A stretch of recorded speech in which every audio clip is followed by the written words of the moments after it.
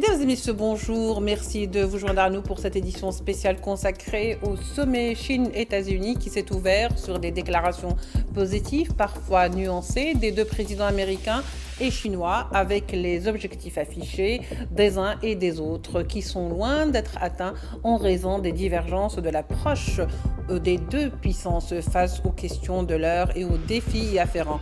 La guerre contre l'Iran et la crise du détroit d'Ormuz n'est que la partie apparente de l'iceberg qui cache en grande partie toute la crise qui oppose les deux puissances en termes de leadership commercial, économique, technologique et de développement. Retour ce soir sur ce sommet, ces enjeux, les attentes et surtout les objectifs.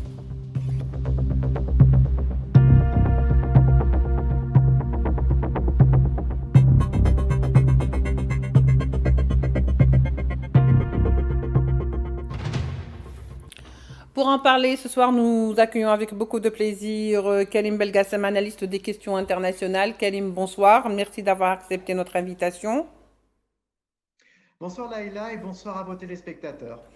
Également, Nicolas Mirkovic, analyste de questions internationales, est avec nous et sera avec nous durant cette émission. Nicolas, bonsoir. Merci d'avoir accepté notre invitation. Bonsoir, merci beaucoup pour cette invitation. Et bien sûr, nous rejoindra Bassem Laraj, docteur en droit international, analyste stratégique et président du cabinet de conseil Aman Risk Consulting, et la journaliste chinoise Zhang Sanshui dans un petit moment. Pour commencer, Nicolas Merkovitch, alors un sommet et beaucoup d'attentes, on va dire 2 heures de discussion entre les deux chefs d'État, donc Xi Jinping et Donald Trump, 2 heures. Est-ce que selon vous, 2 heures est suffisant pour aboutir à des consensus, et Dieu sait combien il y en a concernant les divergences concernant bien sûr l'aspect commercial, l'aspect technologique, en fait bref, tout ce qui fait aujourd'hui ces tensions entre la Chine et les États-Unis. Non, évidemment, 2 heures ne suffisent pas. Évidemment, les équipes de part et d'autre ont préparé le terrain. Il y aura forcément des sujets positifs qui sortiront de ces entretiens, et il faut louer le fait que ces deux puissances se parlent. Il y a une guerre larvée entre la Chine et les États-Unis. N'oublions pas que les États-Unis, directement, que cela soit à travers le Venezuela ou l'Iran, aujourd'hui ont attaqué deux des plus grands exportateurs de pétrole, qui est le sang de nos économies aujourd'hui, vers la Chine, qu'il y a des sanctions assez importantes de la part des Américains contre l'importation de produits chinois, qui peuvent être en moyenne à 25-35%. On a parlé à un moment de plus de 100% de tarifs, pas des sanctions, pardon, des tarifs sur l'importation de produits chinois. Il y a des sanctions appliquées par les États-Unis contre la Chine et des entreprises chinoises. On a vu que la Chine aussi s'est préparée à répondre à ces sanctions. Donc il y a énormément de sujets. Cette guerre larvée entre les deux grandes puissances qui sont en train de discuter aujourd'hui. Les 2 heures ne suffiront pas. C'est un élément important qu'ils se parlent, parce qu'au bout d'un moment, on ne peut pas agir par des guerres, que ce soit en Amérique latine, que ce soit au Moyen-Orient, que ce soit des guerres commerciales en Europe ou ailleurs. Il est important qu'ils se parlent. Je pense que c'est positif. Pour autant, les sujets sont très importants et on n'est pas certain, au vu des premiers retours de ce soir, que les deux hommes soient évidemment au diapason, Xi Jinping et Donald Trump. Il y a eu des mots prononcés notamment côté chinois qui rappelaient que les Américains pouvaient emprunter le chemin du piège de Thucydide, qui avait été développé par Graham Allison, Oui. qui est un piège qui mène directement à la guerre.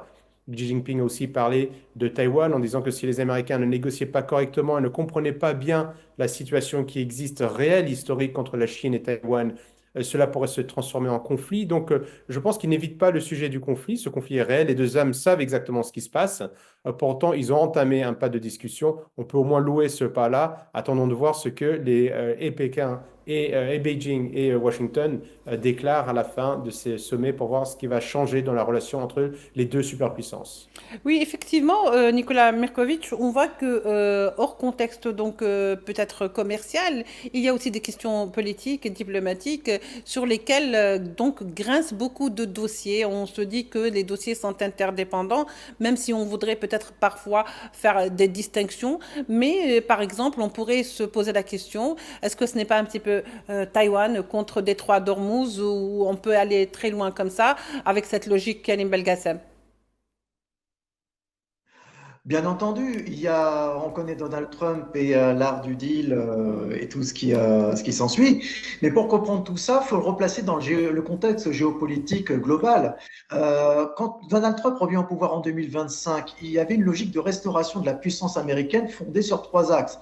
D'abord, la pression économique sur la Chine, la pression militaire sur l'Iran et la pression stratégique sur la Russie. Et son idée, c'était de reconstituer une forme d'hégémonie mondiale en utilisant les sanctions, la domination du dollar, la puissance militaire et le contrôle des flux énergétiques mondiaux. Mais il y a une réalité géopolitique que Donald Trump n'a pas comprise et certaines personnes proches de son entourage, c'est la montée de la Chine, le rapprochement sino-russe, l'autonomisation des puissances régionales et l'essoufflement du modèle unipolaire américain. Donc Trump voulait absolument ce sommet pour obtenir d'une part un big deal commercial, pour réduire le déficit commercial américain, sauf que la Chine n'est plus dans la position de dépendance des années 2000. L'objectif aussi, c'est de découpler la Chine de la Russie, mais ça sera quand même un vœu pieux d'isoler Moscou. Et puis surtout, c'est d'utiliser l'Iran comme levier contre Pékin.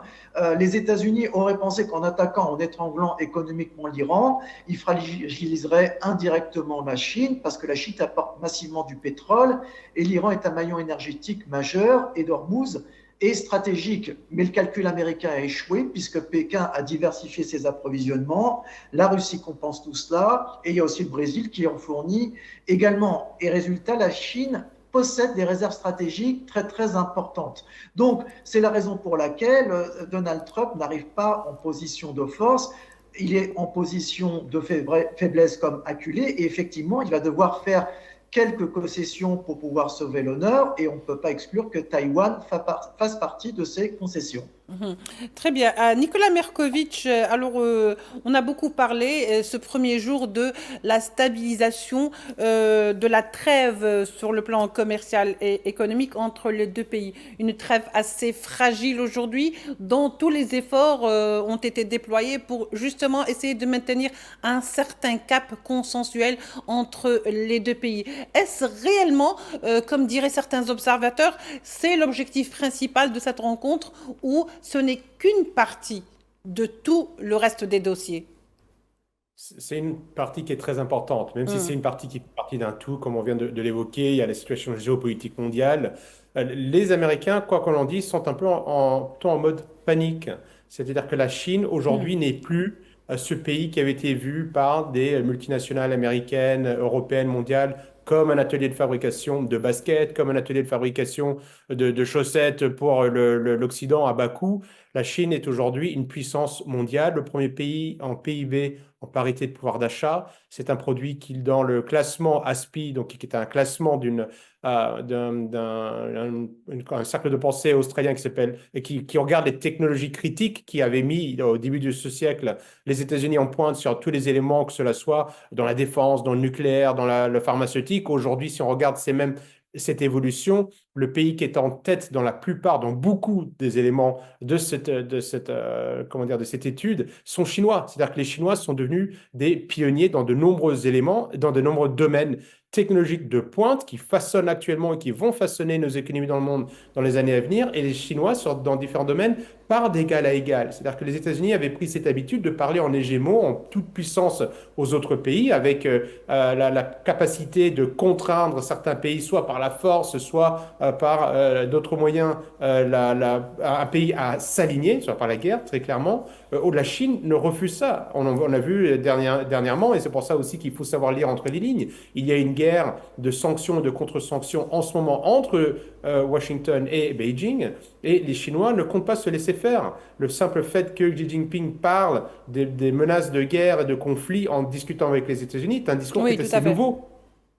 Et ça, c'est quelque chose qui est très, très important. Le côté commercial est important parce que les États-Unis, aujourd'hui, et je terminerai juste là-dessus, Leïla, ont besoin de la Chine. Même s'ils ont un déficit commercial, il y a des terres rares qui viennent de Chine, il y a des différentes importations chinoises dont les Américains ont besoin. Et les Chinois ont clairement dit qu'ils étaient prêts à freiner ces exportations vers les États-Unis, ce qui met les États-Unis en difficulté. Voilà, on va venir justement par rapport à ces terres rares, ces défis de la technologie. Les deux pays se disputent un petit peu le leadership. Et c'est pour ça que Karim Belgassem, on disait que de toute façon, ce sont deux puissances qui sont, si vous voulez, obligées quelque part de négocier, puisque leurs intérêts sont tellement interdépendants les uns des autres, quoi qu'on en dise. Bien entendu, il y a une interdépendance entre les deux puissances, sauf que comme je vous le disais tout à l'heure, il y a un renversement du rapport de force, hein. On dit maintenant que Trump va à Canossa, c'est l'expression aller à Canossa qui a été employée pour la première fois par Bismarck pour désigner le fait de s'agenouiller devant son ennemi, alors je mets des guillemets, puisque les États-Unis apparaissent surexposés et leur crédibilité stratégique est affaiblie, alors que pendant le même temps, la Chine reste stable, elle apparaît comme un acteur rationnel, elle gagne du poids diplomatique et peut se poser en médiateur et comme futur arbitre du Moyen-Orient. Et cela amène aussi à une autre énonciation, c'est la confirmation du déclin impérial américain qu'avait aussi écrit le philosophe français Emmanuel Todd. Cette guerre en Iran, elle a révélé les limites financières américaines, les limites militaires et diplomatiques et les limites morales du leadership occidental et américain, puisque la hantise des Américains, c'est de perdre leur leadership mondial et mon confrère l'a rappelé, les Chinois sont la première puissance en termes de parité pouvoir d'achat et les États-Unis ne parviennent plus aujourd'hui à imposer seuls leur volonté, à contrôler l'escalade et à structurer l'ordre mondial. Donc, il y a un intérêt pour les États-Unis à négocier et à se faire vraiment, je dirais, tout petit, puisqu'il y a effectivement tous ces accords commerciaux futurs sur les terres rares. Il y a aussi le sujet de l'intelligence artificielle. C'est Vladimir Poutine qui avait dit le pays qui maîtrisera l'intelligence artificielle sera le maître du monde. Donc il y a une lutte acharnée sur ce sujet. Donc cette rencontre était inéluctable. On sait que Trump l'a remporté du fait de la guerre qu'il a déclenchée avec Israël sur l'Iran. Donc là, il n'est pas du tout en position de force. Il va être obligé, tant bien que mal, à avaler certaines couleuvres. Et ça sera la confirmation que le monde occidental est en déclin et que surtout la recomposition du monde géopolitique et la multipolarité de ce monde ne pourra aller crescendo et poursuivra toujours cette même tendance. Donc on peut quelque part qualifier cette visite d'historique, on peut poser tout simplement la question, est-ce que cette visite et les résultats qui en découleront, s'il y a des résultats, acteront le déclin de l'Occident et le déclin américain? C'est une question, en tout cas, qu'il faudra poser. Et je terminerai en disant que vous avez parlé d'une réunion de 2 heures. Évidemment, 2 heures, ce n'est pas suffisant. Il faudrait peut-être 2 semaines. Les Chinois ont le temps, ce qui n'est pas le cas de Donald Trump, puisqu'il y a les élections mid-term qui arrivent très, très Oui. bientôt et que la population américaine est très, très mécontente de l'augmentation des prix de l'essence et de l'augmentation des prix énergétique globale. Et on sait très bien aussi que les Européens seront, pardonnez-moi l'expression, les dindons de la farce, puisqu'ils ils vont subir de plein fouet toute cette augmentation.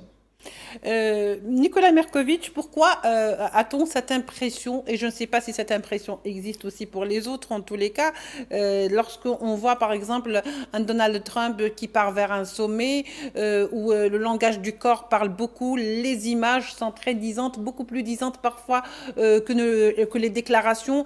Nous avons par exemple les déclarations de Trump qui dit que les discussions sont très positives, alors que on sait très bien par exemple que du côté de Xi Jinping, ce n'était pas le cas, puisqu'il a presque mis en garde les États-Unis par rapport à la question de Taïwan. Finalement, entre ce que les déclarations des États-Unis disent et ce que les déclarations des Chinois disent, attestent de ce qu'on appellerait, c'est pas la même, c'est pas le même niveau concernant certaines questions internationales. On voit qu'il y a de la force du côté chinois plus que du côté américain. Est-ce que Trump finalement a compris qu'il n'avait d'autre moyen que celui de négocier avec la Chine? Trump, on ne sait pas ce qui se passe toujours dans sa tête. C'est assez compliqué. Il dit toujours que tout se passe bien, tout est magnifique, il a la plus belle équipe, il a le plus beau pays. Et pour autant, eh bien, en effet, l'exemple de Canossa est très très bon. C'est lui qui se déplace à Beijing pour rencontrer les Chinois. C'est lui qui doit venir discuter, négocier. Il n'est pas en position de force.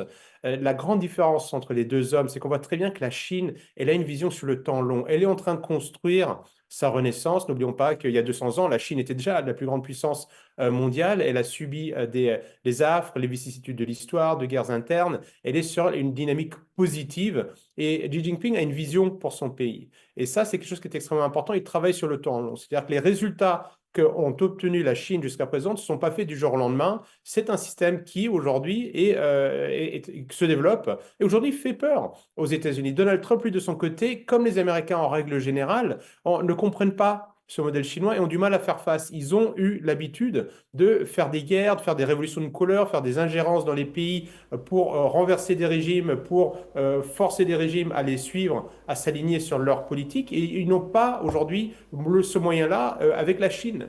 Et ça, c'est une grande différence. Et on voit que Donald Trump panique très clairement. Je pense que c'est la situation parce qu'aujourd'hui, la Chine poursuit sa trajectoire ascendante, alors que les États-Unis, nous le savons, et c'est la raison pour laquelle les Américains ont voté Trump. Les États-Unis ne vont pas bien. C'est un pays qui est divisé contre lui-même. C'est un pays qui a un déficit budgétaire colossal, un déficit commercial qui aujourd'hui n'utilise que la force. N'oublions pas que Trump avait été élu sur un programme pour rendre l'Amérique aux Américains, de réindustrialiser les États-Unis, de créer de l'emploi, de la prospérité aux États-Unis. Et depuis qu'il est élu, il veut annexer le Groenland, il veut annexer le Canada, il a kidnappé le président du Venezuela, il a déclaré une guerre illégale contre l'Iran. Il est perdu et les Américains se rendent compte de ça. Alors que Donald Trump arrive dans cette situation où le monde entier voit qu'il est quand même perdu, que l'empereur est nu, très clairement. Et Xi Jinping, lui, l'accueille pour discuter, pour dialoguer, tout en rappelant qu'il est ferme sur ses positions et qu'il y a des lignes rouges. Rappelons que l'ambassade de Chine aux États-Unis avait, je pense que c'est sur le compte X,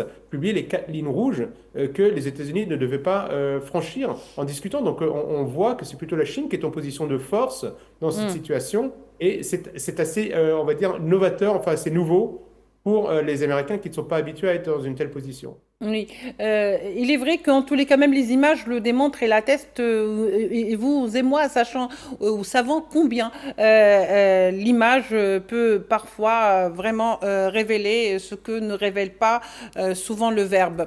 Karim Belgassem, alors un tête-à-tête de 2 heures qui, comme le disait tout à l'heure Nicolas Merkovitch, certainement le terrain a été préparé par cette armada d'experts avec laquelle qui a accompagné en tous les cas le président américain. Ce n'est pas ça la question. La question, c'est que dans ce tête-à-tête, selon vous, pour aller vers quel consensus, quels seraient les consensus que les uns et les autres pourraient faire, que ce soit par exemple sur la question de la trêve commerciale ou sur des questions internationales, comme le dossier par exemple du détroit d'Ormuz, qui s'impose apparemment. Alors, il faut rappeler plusieurs choses. On disait que Donald Trump était en état de faiblesse par rapport à la Chine. Il faut savoir que la Chine, et comme l'Iran d'ailleurs, ont cette capacité d'anticiper les événements. Par exemple, la Chine a anticipé cette crise. Pékin a constitué d'importants stocks stratégiques. Concernant le pétrole, elle dispose de réserves énergétiques importantes et elle a préparé depuis des années, des décennies, des scénarios de guerre économique longue, puisque c'est en opposition avec l'Occident qui est moins résiliente, qui est davantage dépendant des marchés, et l'Occident est déjà obligé de puiser dans ses réserves. Et par ailleurs, la Chine possède une profondeur continentale très très importante par rapport aux routes terrestres qui sont sécurisées. Il y a les pipelines russes, les corridors d'Asie centrale, la diversification énergétique chinoise. Donc Pékin dépend moins du maritime que l'Occident, et donc la stratégie américaine de blocus avec le détroit d'Ormuz, elle perd en efficacité. Et c'est pour ça que Donald Trump est demandeur. Ce qu'il faut souligner dans cette négociation globale, c'est évidemment un sommet économique majeur. On a vu que côté américain, il y a les représentants de Tesla, d'Apple, de BlackRock, ça n'est pas rien. Et du côté chinois, il y a les principaux géants industriels et technologiques. Donc, ont été abordés les sujets du commerce, de la technologie, des terres rares et la puissance industrielle et tout ce qui est en relation avec le leadership mondial. Les terres rares, c'est le point faible américain, puisque la Chine possède un quasi-monopole mondial là-dessus, et les Américains restent dépendants là-dessus. On le voit, l'échec de la guerre tarifaire, Trump avait voulu imposer des droits massifs, Et Washington a dû reculer. Et la stratégie américaine sur ce sommet consiste aussi à contrôler, on l'a vu dans le passé, Trump a voulu contrôler le pétrole vénézuélien, bloquer le pétrole iranien et affaiblir énergétiquement la Chine. Mais cette stratégie a échoué puisque Pékin a diversifié ses approvisionnements et l'Iran résiste. Et on voit que l'Iran devient une puissance de blocage puisque cette guerre a renforcé l'Iran stratégiquement. Donc, il apparaît de plus en plus clair, puisqu'on en parlait tout à l'heure de Taïwan, Taïwan pourrait être une vraie monnaie d'échange par rapport à un grand deal. Donc, la question de Taïwan apparaît centrale et Pékin pourrait demander davantage de souplesse américaine, voire une évolution implicite de la protection américaine de Taïwan, puisque rappelons que Taïwan, c'est le verrou de la présence américaine en Asie, un centre technologique mondial et le cœur du dispositif anti-chinois américain. C'est pour ça que tout à l'heure, j'avais sûrement qualifié cette visite d'historique, on va assister peut-être à une possible transformation des relations sino-américaines. Donc, je répète, ça risque d'être historique.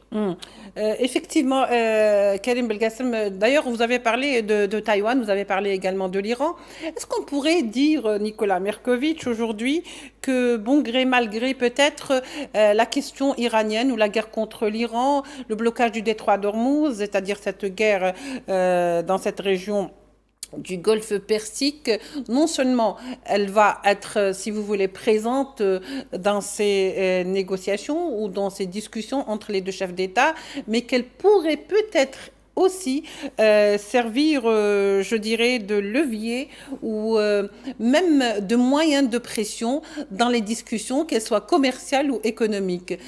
Parce que ça, on n'a pas, par le passé, on n'a pas assisté à ce genre de situation, si vous voulez. Aujourd'hui, on discute, les deux pays discutent de questions qui les concernent plus précisément, c'est-à-dire qui sont vraiment internes à leurs propres préoccupations.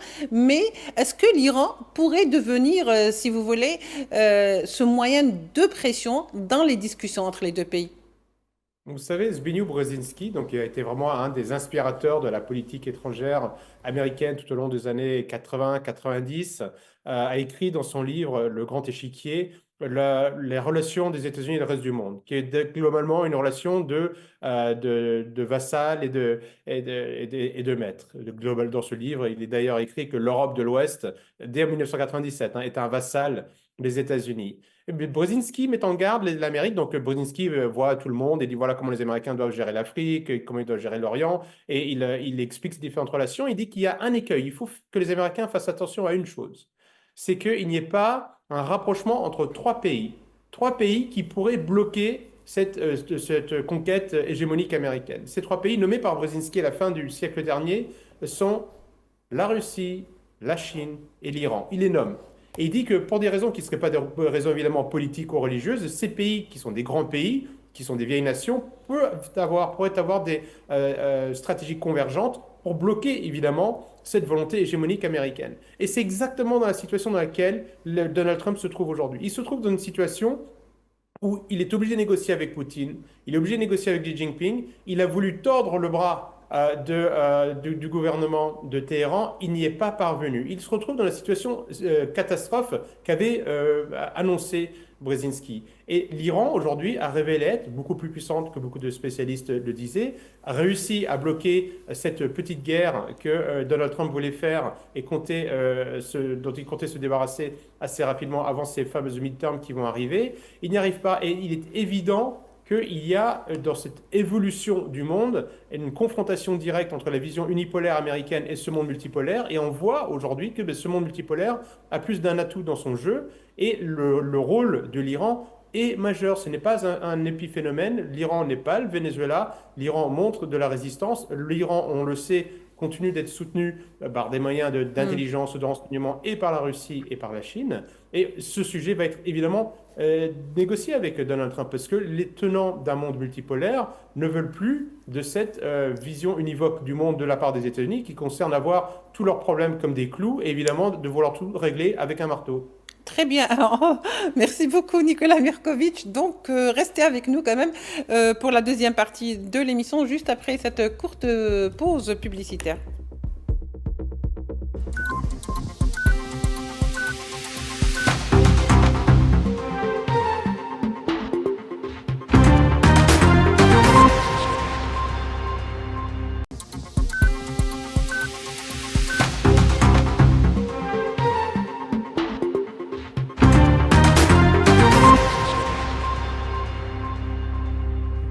Retour sur le plateau pour la suite de l'émission consacrée à la visite ou au sommet entre le président chinois et le président américain. Et vient de nous rejoindre à l'instant Manuel Pouchelet, analyste de questions internationales et géostratégiques. Manuel Pouchelet, bonsoir. Bonsoir madame et merci pour votre invitation. Merci à vous de l'avoir accepté. Alors, Manuel Pouchelet, un sommet qui a ouvert aujourd'hui. Bien sûr, les déclarations de Trump sont plutôt, on dirait, positives, parce que de toute façon, il n'a pas cessé depuis le début et après la rencontre avec le président chinois de dire que les discussions étaient productives, étaient extrêmement positives. Est-ce qu'on peut dire que, de quelle manière d'abord, cela dit, elles sont positives? Parce que de toute façon, les déclarations du président chinois restent très nuancées. Donc, qu'est-ce que Trump qualifie de positif lorsqu'il dit productive et positive? Alors actuellement, il faut savoir que le président Trump, bien entendu, vous savez, depuis le début de son mandat, est quand même en posture d'échec sur de nombreux dossiers. On l'a vu avec le Moyen-Orient, on l'a vu également en politique intérieure où, rappelez-vous, en début d'année, il y avait des problèmes avec sa police de l'immigration, avec des exactions inacceptables. Je pense que le président Trump a tendance à méconnaître, si vous voulez, cette culture chinoise qui est, on va dire, basée sur la pondération. Il faut savoir que ce sont deux puissances économiques majeures de notre planète qui se font concurrence, mais en même temps, l'enthousiasme du président Trump cache peut-être aussi certaines frustrations où il espère que le président chinois, M. Xi Jinping, va peut-être l'aider et l'accompagner à trouver des solutions, notamment dans cette fameuse crise au Moyen-Orient où pour l'instant, il n'y a pas d'issue. Bien entendu, les Américains et les Chinois sont condamnés à coopérer, à se compléter, même sur certains dossiers. Mais en même temps, cet enthousiasme du président américain, je vous ferai remarquer, est aussi important puisque dans sa délégation, il a quand même fait venir son secrétaire d'État, chose qu'il n'avait pas ou qu'il n'a pas utilisé jusqu'à présent pour M. Rubio sur le dossier du Moyen-Orient où pour l'instant il est bloqué. En ce qui concerne les relations sino-américaines, elles sont quand même basées sur une forme de combat, on va dire, à fleur et moucheté. Mais attention, le président chinois a toujours son objectif d'être la première puissance mondiale en 2049. Et force est de constater que pour l'instant, les États-Unis lui barrent un peu la route, que ce soit avec des conflits périphériques. Et vous savez, vous avez aussi ces deux stratégies qui s'affrontent, notamment en matière de défense et de sécurité. J'entends par là, excusez-moi, le collier de perles pour la Chine et l'endiguement par les Américains de la puissance chinoise. Je pense notamment avec le développement également et de positions permanentes de bases militaires américaines dans cette zone asiatique qui est, on va dire, très importante. Le Pacifique pour la Chine et les États-Unis est un enjeu majeur et ils sont condamnés à s'entendre. Maintenant, attention, le président chinois a toujours été quelqu'un de très pondéré. C'est non seulement un fait culturel, comme je venais de vous le dire, mais également, il sait pertinemment que le président Trump a aussi d'autres objectifs, notamment cette fameuse ligne rouge que constitue le sort de Taïwan. Oui, justement, une ligne rouge qui a été apparemment évoquée lors de ce sommet et qu'il y aurait eu des mises en garde plus ou moins nuancées du président chinois vers son homologue américain. Alors on va dire, Karim Belgassem, justement, Taïwan, il y a de l'autre côté donc la crise ou si vous voulez l'abcès en Iran. Et je disais tout à l'heure, est-ce que réellement sur ces dossiers qui seront discutés sur le plan commercial et économique entre les deux pays, est-ce que ce n'est pas l'Iran qui va servir justement de, si vous voulez, de moyen de pression pour que certaines conditions soient plus ou moins exaucées ou plus ou moins aptes à être appliquées entre les deux pays, à savoir un deal. Est-ce que l'Iran aujourd'hui va servir de deal justement pour les Chinois et pour les Américains? D'autant plus que là, on a l'impression que Trump est en position de faiblesse parce qu'il vient négocier alors qu'il a créé un abcès dans le Golfe Persique alors que les Chinois sont toujours dans cette position constante dès le départ. Oui, vous l'avez dit, il a effectivement provoqué cette crise pour plusieurs raisons. Depuis quelques semaines, quelques mois, effectivement, il faut prendre avec des pincettes les discours de Donald Trump, qui manquent parfois de cohérence ou sont teintés d'un optimisme assez exacerbé. Il faut rappeler que l'Iran, ça n'est pas le Venezuela. Le Venezuela, vous avez affaire à un État fragile, facilement pénétrable politiquement, et les États-Unis ont sûrement acheté des responsables militaires qui ont corrompu des élites et pour proposer un changement de régime rapide. Or, l'Iran, ça n'est pas le cas. L'Iran, c'est un État civilisationnel qui est capable de résister durablement. L'Iran a une forte cohésion nationale, une conscience historique, un appareil sécuritaire solide, et puis une autonomie industrielle et militaire importante. Sera sûrement abordé également, l'avenir nous le dira, le sujet du nucléaire iranien. Il faut une nouvelle fois rappeler que l'Iran est signataire du traité de non-prolifération nucléaire. Donc l'Iran a légalement le droit d'avoir un programme nucléaire civil.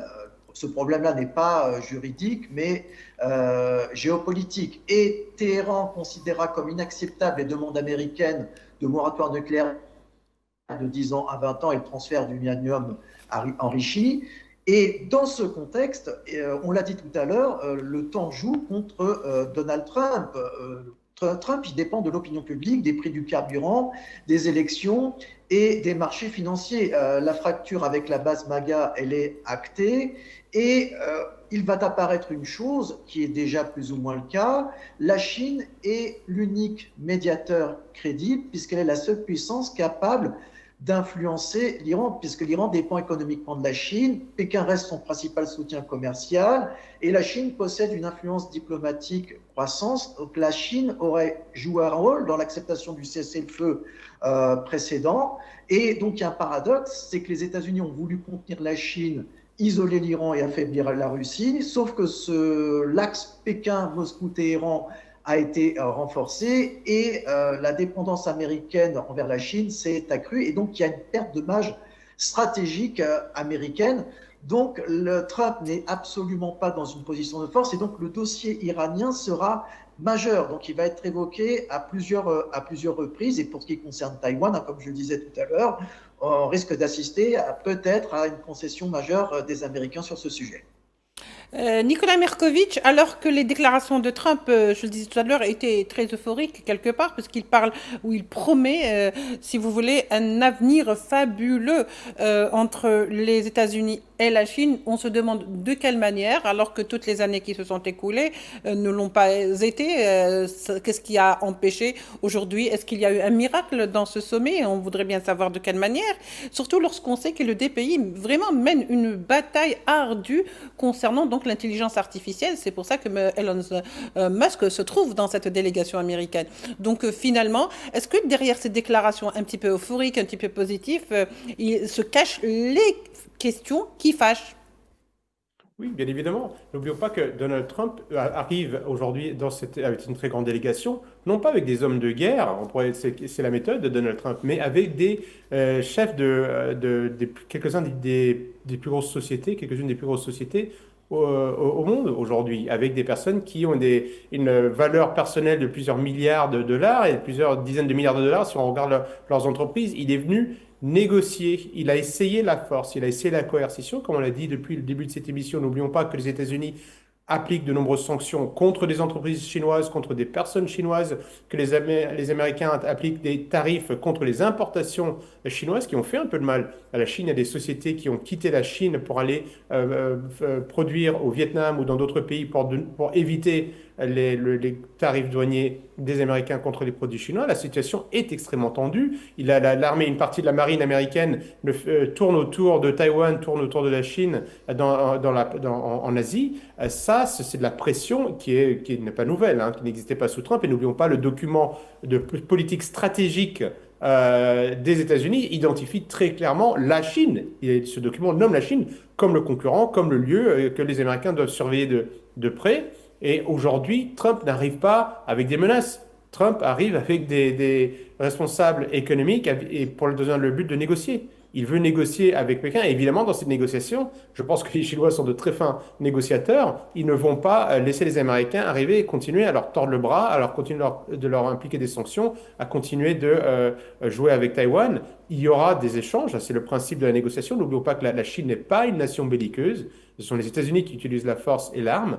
Ces dernières générations, on n'a pas vu une Chine qui a attaqué d'autres pays illégalement. Ça, c'est la prérogative des États-Unis et de Washington. Ils vont négocier et on voit que le terrain est économique. Donc, ils vont essayer de négocier quelque chose. Évidemment, ça va être du donnant-donnant. Ce qui est intéressant, comme on le dit tous autour de la table, c'est que pour une fois, la Chine est celle qui est en position de force. Et on va voir qui est le meilleur négociateur. C'est ça, je pense, le véritable enjeu dans cette discussion, en espérant qu'il y ait un aboutissement heureux, parce que comme l'a rappelé à plusieurs reprises Xi Jinping ces dernières heures, le but, c'est d'éviter une confrontation. Il a employé le terme du piège de Thucydide, comme on l'a dit tout à l'heure. Il a aussi dit, essayons d'être des partenaires au lieu d'être des rivaux. Alors, ce qui est amusant, c'est qu'il l'a dit à Donald Trump là, il avait dit exactement les mêmes mots à Joe Biden, qui n'avait visiblement pas compris le scénario à l'époque. Pour autant, la politique chinoise reste constante et on va voir ce qu'il en sort de ces différentes tractations. Et si la Chine estime qu'elle en sort grandie, eh bien, elle négociera intelligemment avec les États-Unis, mais elle a très clairement dit qu'elle n'avait pas peur d'aller au conflit. Ce qui peut être cette force qui a été démontrée par la Chine qui fait un petit peu peur à Donald Trump, on l'a vu un peu plus doux, on va dire, il a à peu près arrondi ses ongles sur le plan diplomatique, puisqu'il fait des déclarations, comme je disais, très positives, très euphoriques, et il se réjouit de tout ce qui a été dit. Apparemment, pour lui, tout va bien. Mais est-ce qu'ils se rendent compte qu'aujourd'hui, Trump, justement, plutôt Manuel Pouchelet, n'est pas en train de se rendre compte qu'il a réellement affaire à un concurrent redoutable que peut-être les États-Unis ont eu. C'est plus la Chine d'il y a quelques années. C'est une Chine forte, droit dans ses bottes, un président droit dans ses bottes, qui sait ce qu'il veut et qui ne fait pas de consensus, disons, contrepartie de rien. Alors bien entendu, ce qu'il faut retenir aussi, c'est que le président Xi Jinping est au pouvoir depuis plus d'une dizaine d'années, ce qui n'est pas le cas de Donald Trump, qui entame son deuxième mandat. Vous l'avez mentionné tout à l'heure avec l'administration Biden, il faut savoir que l'administration Biden avait peur de la Chine. Mais aujourd'hui, je pense que de toute façon, en matière de recherche, en matière si vous voulez, de questions de défense, en matière d'influence, la Chine est un réel concurrent des États-Unis, notamment en zone pacifique. Parce que je rappelle que les Américains ont quand même phagocyté pas mal de pays, on va dire, asiatiques et du sud-est asiatique. Cela est bien entendu un long héritage historique, principalement lié à la Seconde Guerre mondiale, mais les Américains, si vous voulez, n'auront pas, je l'espère, ne feront pas cette même erreur. Si vous voulez, ils tentent aussi des alliances, on va dire, artificielles pour contrecarrer le pouvoir de Pékin. Mais en même temps, quelque part, la Chine aujourd'hui et les Américains sont obligés de se compléter sur des questions qui finalement les rassemblent.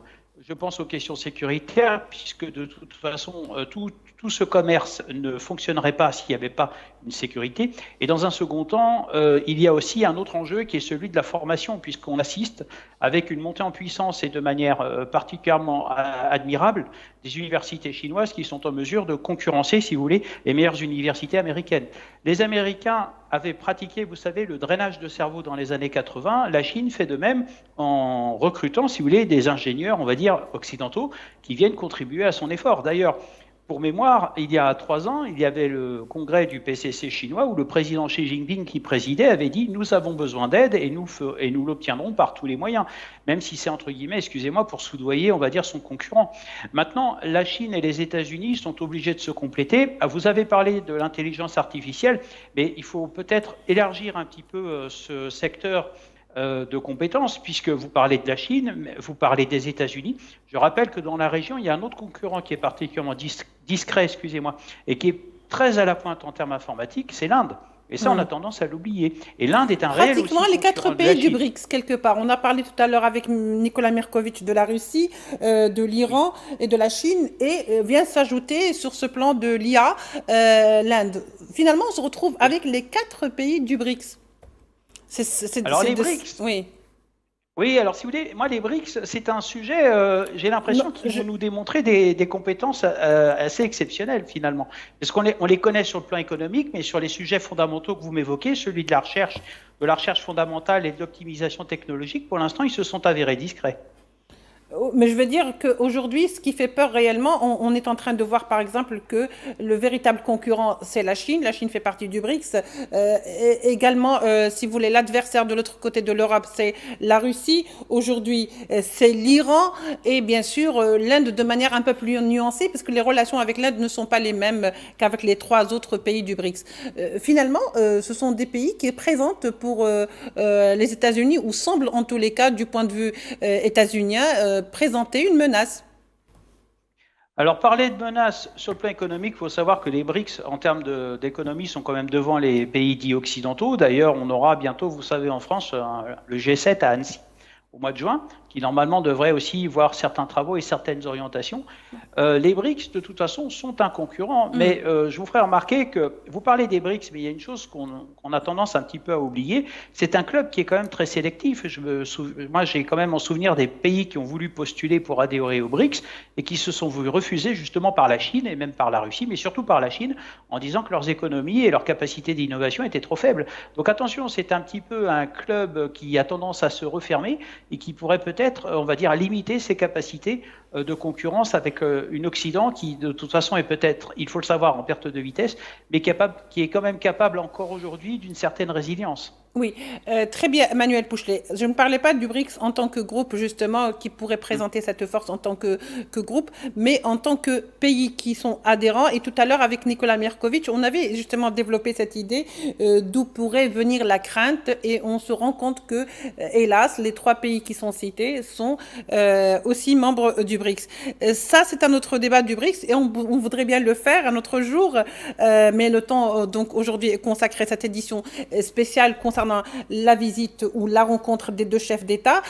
Nicolas Mirkovic, est-ce qu'on peut dire que avec ce sommet, on est en train d'assister petit à petit à la fin de ce monde unipolaire, de cette superpuissance américaine qui pouvait donc dicter ces lois, qui aujourd'hui se trouvent confrontées au fait que peut-être des fois il va falloir négocier les choses et non pas les admettre ou les faire admettre et imposer par les voies militaires, parce que ça ne marche pas tout le temps. Alors, j'ai envie de dire oui et malheureusement non en même temps. C'est-à-dire que Donald Trump a été élu sur un programme où il avait très clairement dit qu'il voulait la paix, qu'il voulait négocier. Il a dit à plusieurs reprises, il y a un an encore, avant le bombardement illégal de l'Iran, il disait qu'il louait les pays du Moyen-Orient qui avaient été capables de se développer sans ingérence américaine, en tout cas sans bombardement. Et il tenait un discours qui allait plutôt en faveur de ce monde multipolaire, qui est un monde de fait. C'est pas un programme, c'est pas une idéologie, une volonté. Ce monde existe, on le voit, on vient d'en parler. Et en même temps, tout en ayant ce discours, eh bien, il n'hésite pas à utiliser la force, il n'hésite pas à utiliser la coercition. Comme on le disait en début d'émission, les attaques contre le Venezuela et l'Iran sont des attaques larvées contre la Chine, qui était la véritable cible, je pense, de ces différentes attaques de la part illégale de la part des États-Unis. Et on ne sait pas exactement ce qui se passe à Washington aujourd'hui. L'intelligence commanderait Donald Trump de négocier, de discuter, de mettre fin à ces politiques belliqueuses. C'est ce que dit Xi Jinping. Soyons des partenaires et pas des rivaux. Évitons la guerre.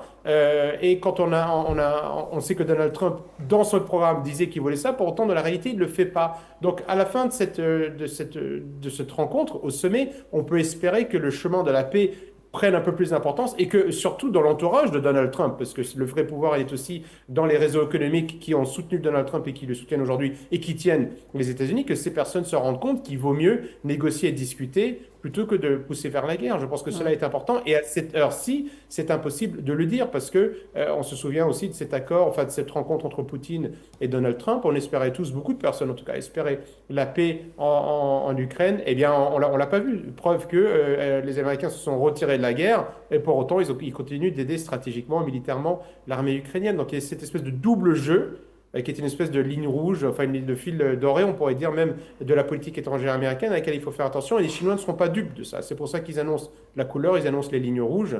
Espérons que du côté américain, cette fois-ci, ils se rendent compte qu'ils n'ont plus les moyens. C'est un empire qui est en situation de surextension, qui ne peut pas continuer. La seule crainte, et je terminerai là-dessus, c'est que certaines personnes aux États-Unis, au sein de la Maison-Blanche, au sein de l'administration américaine et dans le milieu entrepreneurial, en tout cas de la haute finance américaine, ne voient pas un monde sans avoir le soutien militaire américain. Ils ne voient pas le monde comme un monde multipolaire, ils ne veulent pas partager le pouvoir, et d'où ces recours à la force et ce discours violent sur la scène internationale de Donald Trump, espérant que ces néoconservateurs, ces faucons de guerre, viennent à la raison et comprennent une fois pour toutes qu'il vaut mieux dialoguer que de se battre.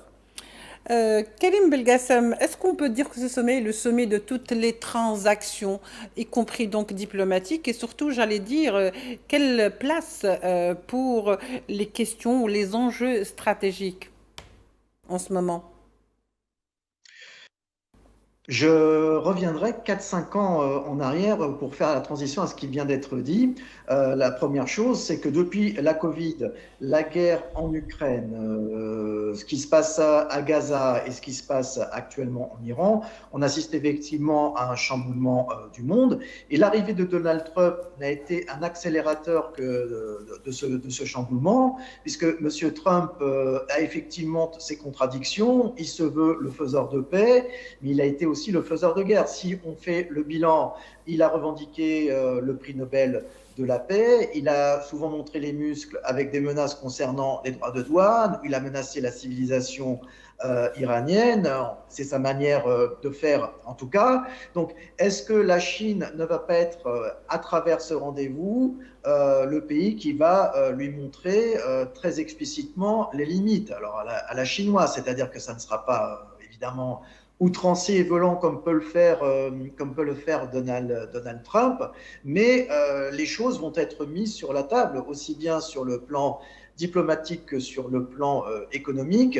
La Chine va montrer sa force de manière intelligente, va montrer sa force à travers sa domination et les besoins qu'ont les États-Unis envers la Chine sur le plan économique principalement. Donc, est-ce que ce sommet ne sera pas justement cette ligne rouge qui fera comprendre à M. Trump que voilà, le monde a changé.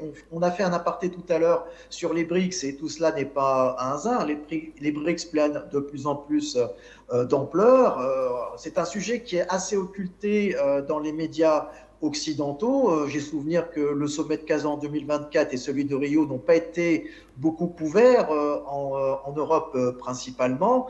Donc les BRICS prennent de plus en plus d'importance et vous l'avez souligné Laïla, l'Inde, la Russie, la Chine en font partie. C'est un club qui s'est ouvert un petit peu mais qui ne va pas s'ouvrir et s'étendre non plus énormément.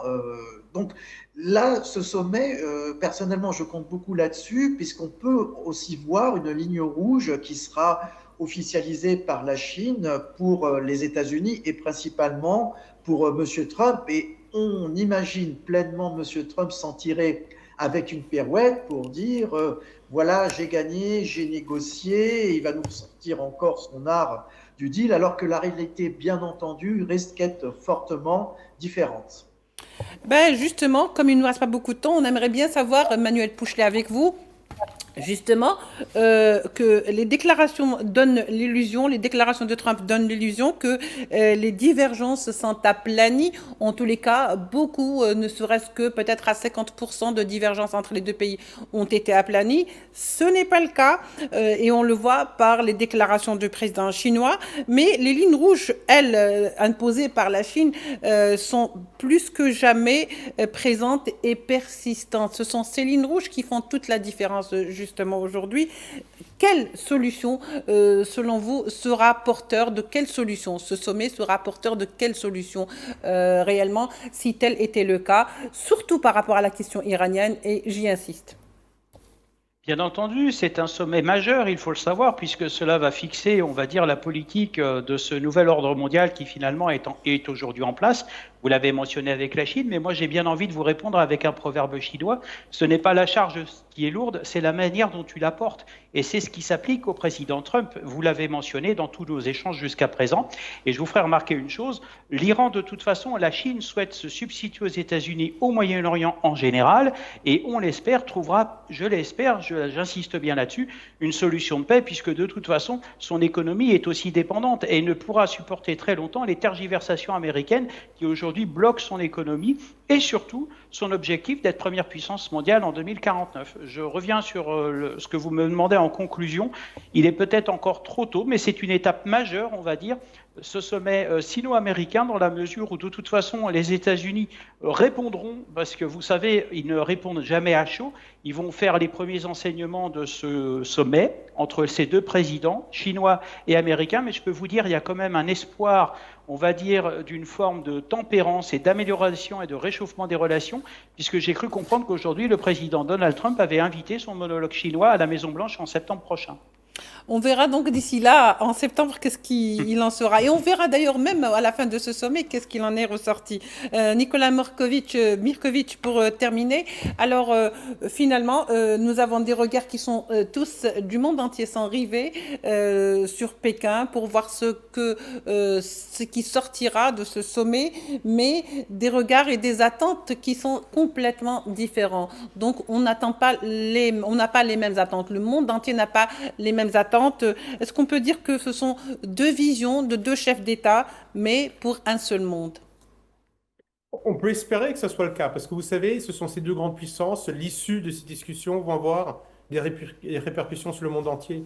On voit en Europe, où je me trouve actuellement, les conséquences catastrophiques de la politique européenne qui est complètement soit absente, soit qui prend des mauvaises positions, le prix à l'inflation qui ne cesse d'augmenter.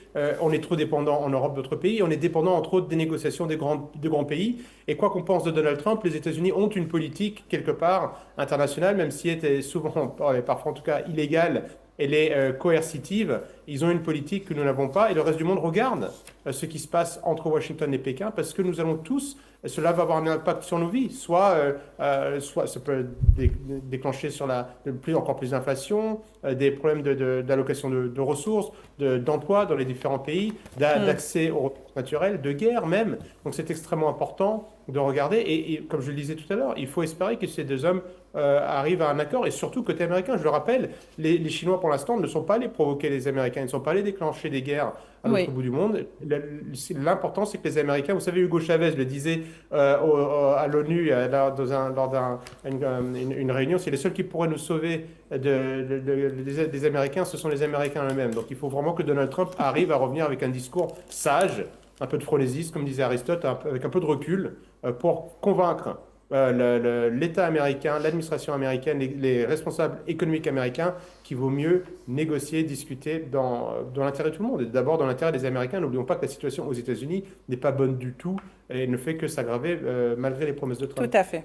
Merci beaucoup Nicolas Mirkovic. Je rappelle que vous êtes analyste de questions internationales. Merci à Karim Belgassem, analyste également des questions internationales et politiques. Merci à Emmanuel Pouchelet d'avoir été avec nous, expert en géopolitique. Merci de nous avoir suivis. Au revoir.